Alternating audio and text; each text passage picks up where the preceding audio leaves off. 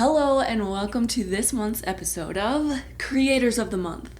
I am so glad you're here because I am very excited about the 3 creators I chose to feature in today's episode. They are small creators, which personally are my favorite. I'm going to give you a brief summary of these 3 creators and what I like most about them.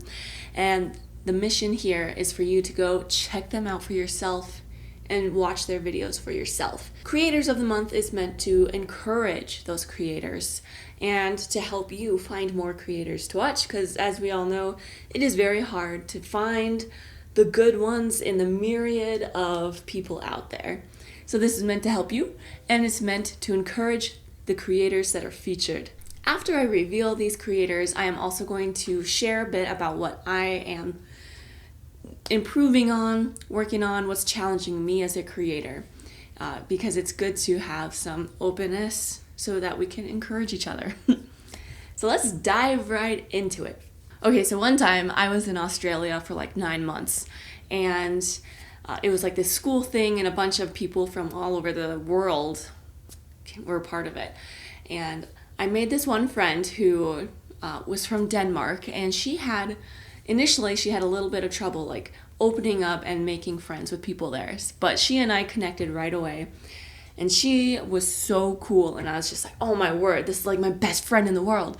And then, literally in the world. And then after some time, people found out that she is awesome. And then she became super popular and everyone was demanding her time.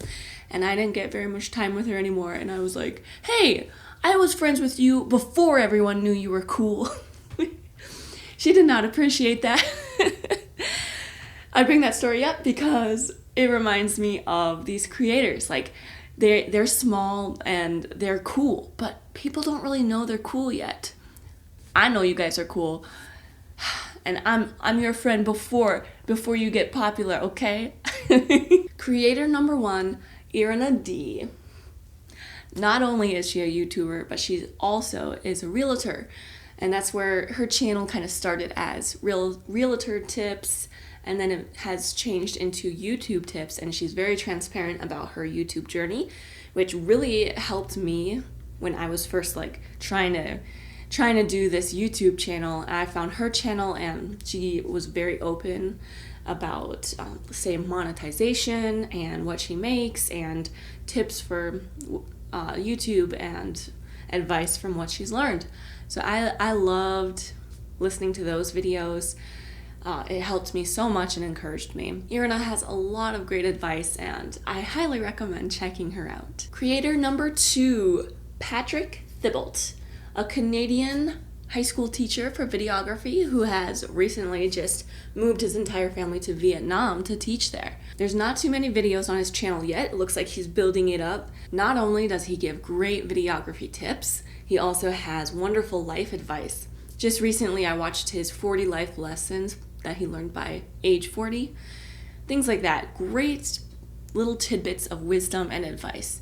Invaluable, you know what I mean? Creator number 3, Kai D. Leifert. Currently in Bali, Kai gives a lot of career and job advice. Also life advice. Wonderful things in there, especially if you're having a hard time picking a career or hating your job. Which, isn't that all of us? Something I really appreciate about Kai is he is so into engagement in the comment section. I've commented on a few of his videos, and every time he really engages and wants to open up a true discussion, not just a flippant, oh thanks, yeah, blah blah blah. It's a very he wants to open up the door for deep discussion in the comment section, which I think is so valuable. So there are the creators. I know that was super brief, but that means you should go onto their channels, subscribe, support them if you want, and I hope you enjoy the content from these creators. If you are one of these featured creators, awesome. Thank you for being here. I want to encourage you.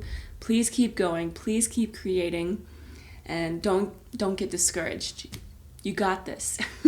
All right, here comes some rabbit trails. Are you ready? Brief observation based off of Kai and Patrick, who are in big, English-speaking countries.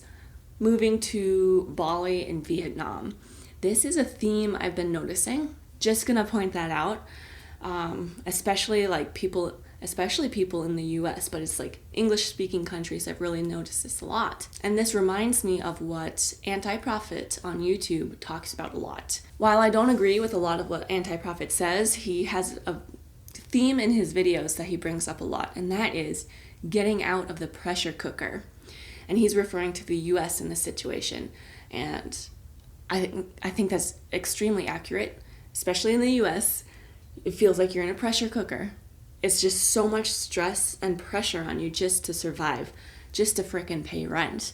And what Anti-Prophet always says is, get out. Just frickin' get out, you know? Even if it's for a month or 2 months, if that's all you can do. But just to get out so you can have a fresh perspective and be like, holy cow, it's crazy over there. I am under so much pressure. That's not normal. That's not a normal way to live. Just an observation. And I wonder if this trend is going to multiply, especially for US citizens, with what's going on in the country. That's all I'm going to say on the matter. I want to keep this channel. All right, now let me share and be open about what I am working on as a creator myself. My big theme that I am working on right now is working on how I talk. I get very nervous in front of the camera, and my husband has told me that my videos basically are awful because I'm not talking normally. He's like, why don't you just talk like you? You don't even sound like you in your videos. And I guess that's true. I usually will write out a very thorough script, have it on my laptop here, look at what I wrote, look at the first sentence, try to memorize it, look up, speak it, pause, and then do it for the next line for all, 6 pages. A little crazy, right? This is a problem for 2 reasons. One, it takes up so much of my time when I'm editing, like having to do all those cuts. And then also, it doesn't come across as natural whatsoever. I'm sure you would agree if you look at those. And that doesn't come across as very sincere or even trustworthy in a way. So that's something I'm really trying to work on. Producing video clips where I don't need to edit so much. And it is a struggle. I actually filmed this video a couple days ago, and I edited the whole thing, and then I rewatched it before I uploaded, and I was like, holy cow, I am boring myself. I can't even watch this. How could I expect anyone else to? So then I had to block out some time this morning before I go to work and try to reshoot. So that's what I'm working on. Tied into that is I'm working on changing my voice. And my husband showed me Vin Jiang on YouTube, who's all about voice, changing your voice, and how to have a better, more powerful voice and talk more confidently. So first and foremost, I'm trying to talk deeper, and I'm really bad at this. I've been hearing this in my voice all the video long. I'm trying to end on the low note, not on the high note. High note? Note. You know what I mean? You know what I mean? Oh my gosh. It's hard, but this whole time, I just thought I couldn't control my voice. This is my voice. This is the way it is. And I can't do anything about it. I have no choice in the matter. And this leads me to yet another rabbit trail. I was having a fixed mindset about my voice. Are you familiar with the book Mindset by Carol Dweck? Fixed mindset, growth mindset. I was having a fixed mindset about my voice. I can't do anything about this. It's just the way I am. I can't change. Growth mindset is saying, yes, I can change. I can put effort into strengthening and training my voice. Change versus not change, you know?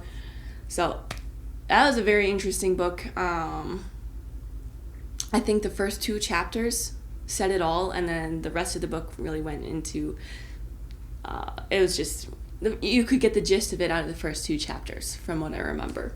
And I guess I could just be totally honest and say I'm also struggling with finding time to do this now, we had to get jobs. If you've seen my other videos, we quit our jobs last year, spent a year changing our mindset and tearing out all the lies that we have been believing.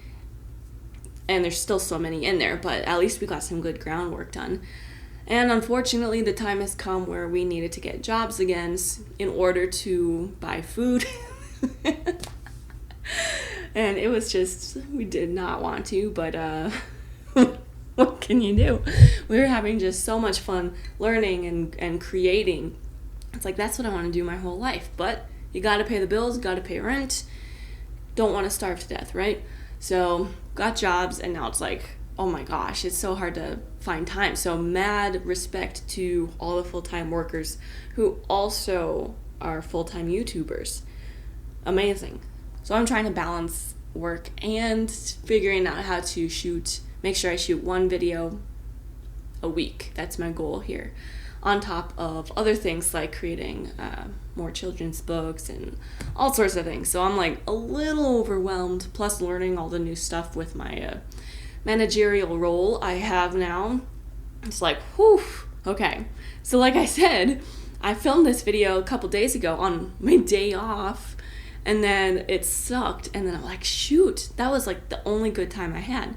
But I'm doing it now before I had to drop my husband off at work and then come home, quick shoot this. I still got time, so it's all good.